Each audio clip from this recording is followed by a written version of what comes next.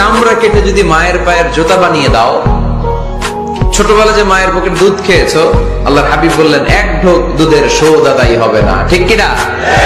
মায়ের এক ধার দুধের দাম, কাটিয়া গায়ের চাম, পাপোশ বানাইলে ঋণের শোধ হবে না। এমন দরদি হবে কেউ হবে না আমার মাহা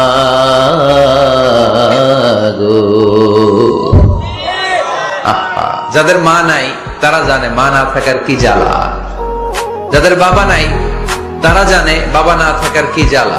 এখন ঘরে ঝগড়া করেন, এখন ভাল লাগে না আব্বা আম্মারে, এখন আব্বা এই ভুল ধরে, আম্মা এইটা বলে, এখন অনেক অসহ্য লাগে। যেদিন চলে যাবে ওই দিন বুঝতে পারবেন মাথার উপর থেকে ছাতাটা নাই হয়ে গেছে, বটবৃক্ষটা চলে গিয়েছে, আর উপদেশ দেওয়ার মতো কেউ নাই, কাছে